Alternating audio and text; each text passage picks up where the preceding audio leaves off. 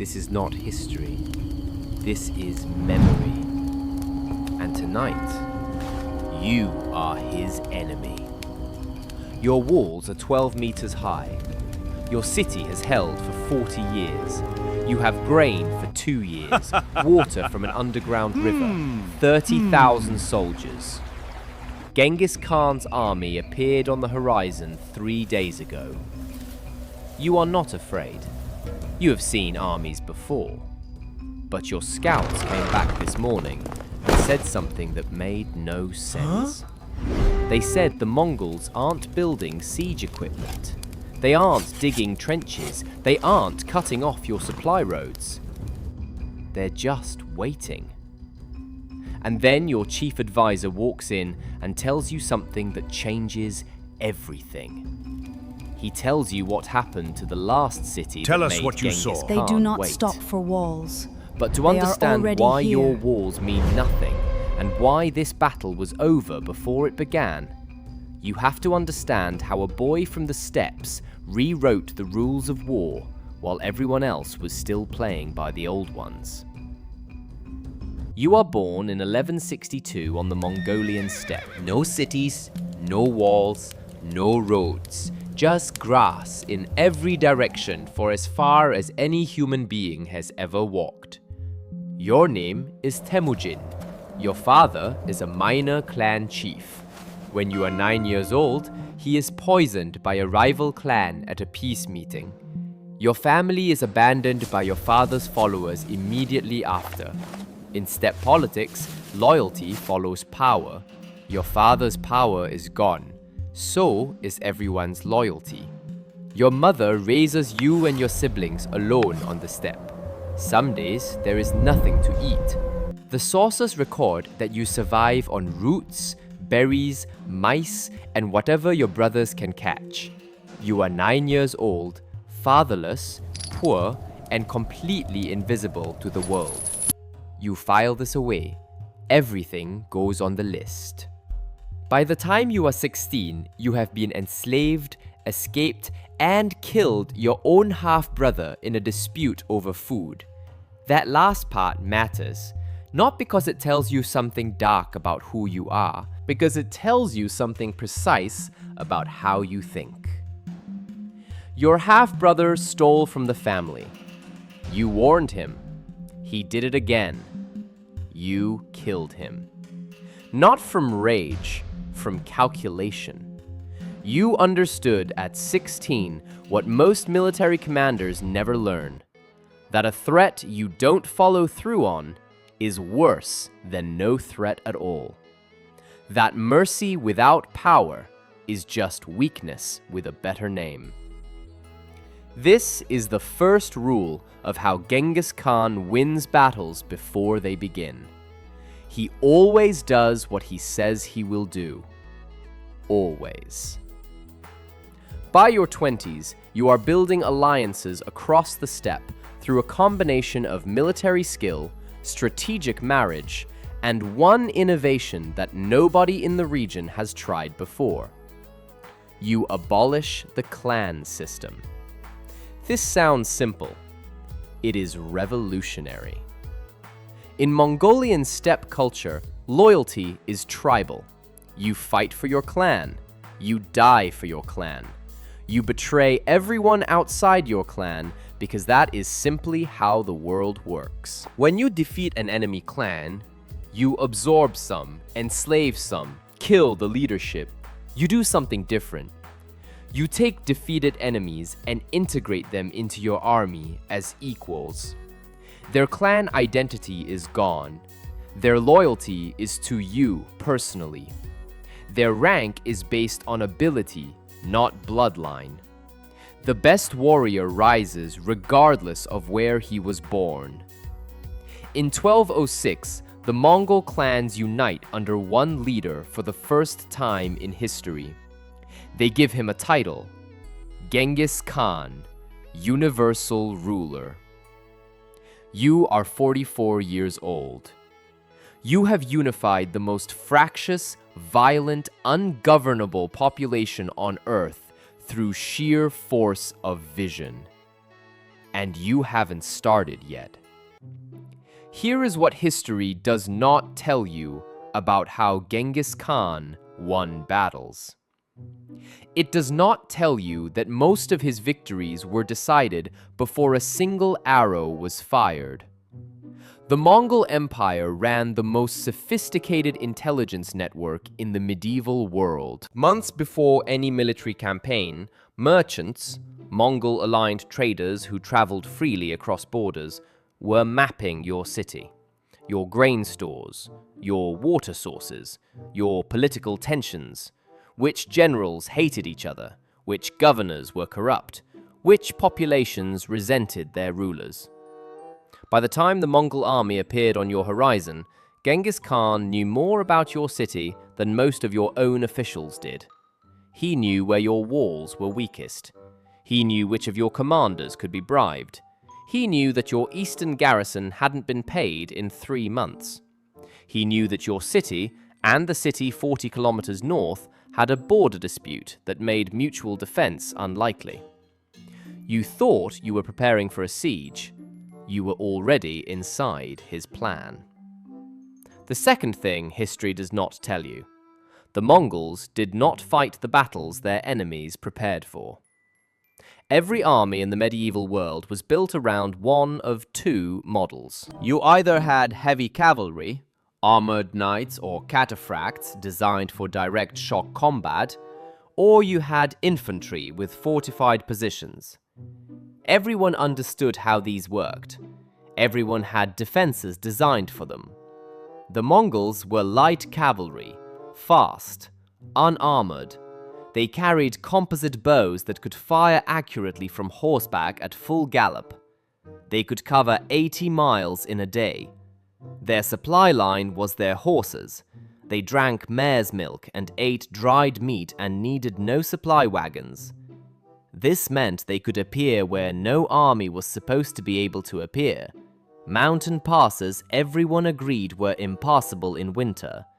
Desert routes everyone agreed no army could cross. Flanking maneuvers that took weeks and covered distances that seemed impossible. Your defenses were built for an enemy who attacked from the front. Genghis Khan never attacked from the front if he could help it. The third weapon, and this is the one that won more cities than any arrow or sword, was information about what happened to cities that resisted. Genghis Khan understood something about human psychology that most rulers never grasped. That the threat of total destruction, properly demonstrated once, is more powerful than total destruction itself. Zhongdu, Samarkand, Urgench, cities that resisted. Cities that are still discussed in historical sources with a particular kind of silence. The silence of places so completely destroyed that the destruction itself became the message. Genghis Khan didn't just destroy those cities. He made sure everyone knew exactly what happened. Survivors were deliberately left alive and sent to the next city to describe it. You didn't need to imagine what resistance meant. Someone was sitting in your throne room right now who had seen it. Which brings us back to you. Your walls are 12 meters high. Your grain will last 2 years. Your soldiers are ready. And 3 days ago, a refugee arrived from a city 400 kilometers east. She is sitting in your council chamber. She has been sitting there for 3 days, because nobody can figure out what to do with what she's saying. She says the Mongols didn't attack. They sent a messenger first. The messenger offered terms: surrender, pay tribute, provide soldiers for the Mongol army, and the city continues. The governor refused. He had walls. He had soldiers. He had pride. The Mongols waited 1 week. Then they attacked. It took 4 days. She's the only person you have spoken to who was inside that city. She's the only person who got out. Your advisor is still talking. He's explaining the terms: surrender, tribute, soldiers for the Mongol army. The city continues. Your people live.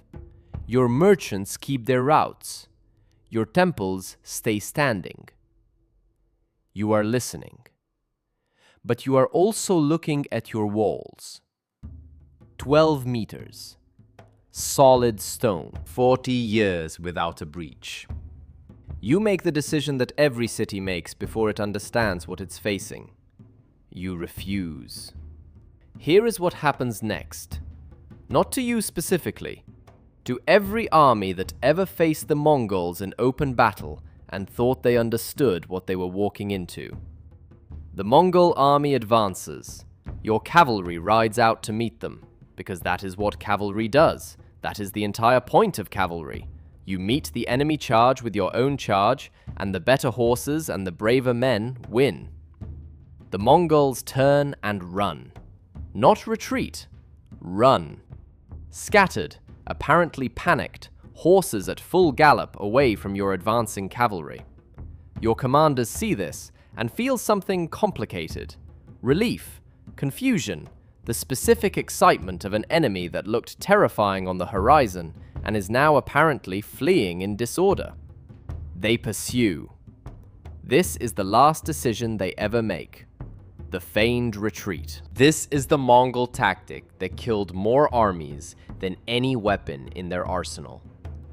It required 3 things that almost no medieval army could combine. Absolute discipline. Every rider had to turn and run at exactly the same moment. Maintain formation while appearing to flee. Resist the instinct to actually flee when several thousand enemy cavalry are behind you. Complete trust. Every soldier had to believe the plan would work, even when it looked like disaster. And speed. The Mongols had to be fast enough to control the distance between themselves and the pursuing enemy, keeping them close enough to follow, but spread out enough to be vulnerable. They practiced this, constantly. The great hunts Genghis Khan organized across the steppe, where thousands of riders would encircle game animals across hundreds of miles, were not recreation. They were military training at continental scale. Every rider knew how to move in coordination with thousands of other riders without direct communication. Every rider trusted every other rider's position instinctively. Your cavalry does not have this. Your cavalry is brave and well-equipped and has trained for direct combat. They have never trained for the moment when the ground changes and suddenly there are Mongol riders on 3 sides, and the retreat was not a retreat at all, but the opening move of a trap that closed around you while you were busy feeling victorious. While your cavalry is being destroyed on the plain, something else is happening at your walls. The Mongol siege engineers, Chinese, Persian, captured from every conquered civilization and integrated into the army, are working. This is the other thing nobody tells you about the Mongols. They were the first empire to systematically collect technical expertise from conquered peoples. Chinese engineers who built siege equipment, Persian administrators who ran occupied territories, Arab astronomers, physicians from everywhere.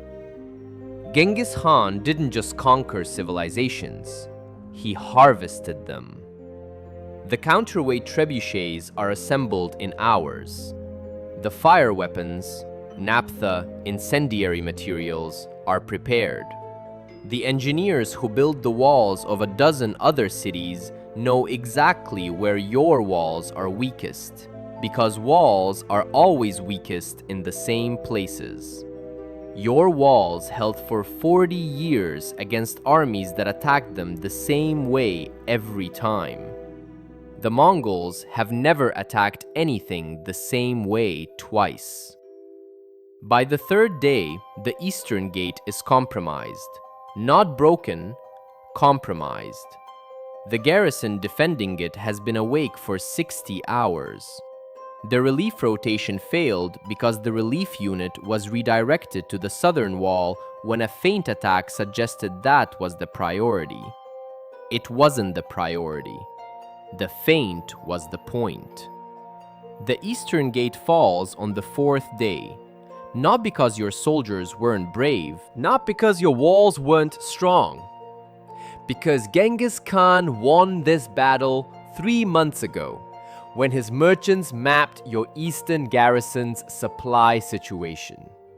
6 weeks ago, when his engineers studied your wall construction from a distance. 3 weeks ago, when his psychological operation sent that refugee to sit in your council chamber for 3 days while you tried to decide what to do. The battle was the last part of the plan, not the plan itself. Here is what history gets wrong about Genghis Khan. It remembers the destruction, the towers of skulls, the cities that disappeared from the map, the 23 million dead, the largest proportional loss of human life until the 20th century. It forgets the discipline. The Mongol army under Genghis Khan did not rape and pillage randomly. That is the myth. The reality is that destruction was deployed strategically, like any other weapon. Cities that surrendered were administered efficiently, taxed fairly by the standards of the era, and left largely intact. Cities that resisted, after being offered terms, were destroyed completely, and the destruction was publicized deliberately.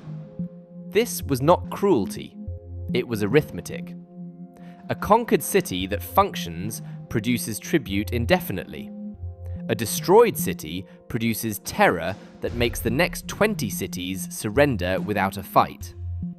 Genghis Khan ran the numbers. The destruction was the cheapest option. He dies in 1227. The cause is debated. A hunting injury, internal bleeding, possibly illness. He is 65 years old and has conquered more territory than any human being in history. His last request is to be buried in an unmarked grave so that no enemy can desecrate it. The procession that carries his body kills everyone it encounters on the route to prevent the location being known. The grave has never been found. Even in death, he controls information.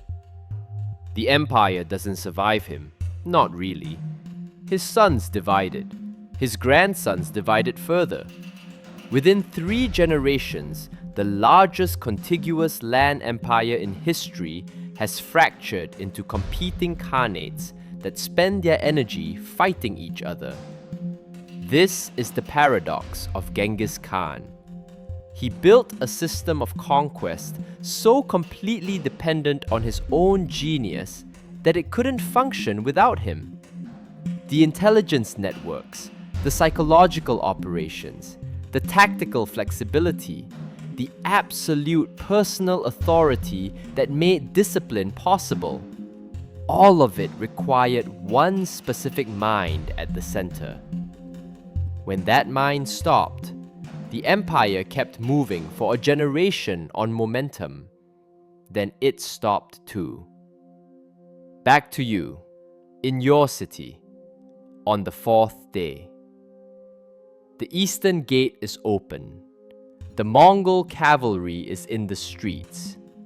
Your soldiers are fighting, but the fight is already a question of terms, not outcome. The only question is whether you negotiate now or make them come to you room by room. You think about the refugee in your council chamber. You think about your walls, 12 meters, 40 years. You think about the merchant who visited last spring, asked very specific questions about your eastern grain stores, and left before you could think too carefully about why. And you understand, in this specific moment, something that Genghis Khan understood at 9 years old on a steppe with nothing to eat. The battle was never here. The battle was never your walls, or your soldiers, or your cavalry. The battle was every decision you made in the months before his army appeared on your horizon. He won then. You just didn't know it yet. Was Genghis Khan a monster? Absolutely. Was he also the most complete military mind in human history? The evidence says yes to both. Leave a comment. Do you think his tactics would work today? Because some of them already do, just with different weapons. Subscribe, because the next video is about someone who also conquered everything in front of them, and also built something that collapsed the moment they were gone. That story is already written too.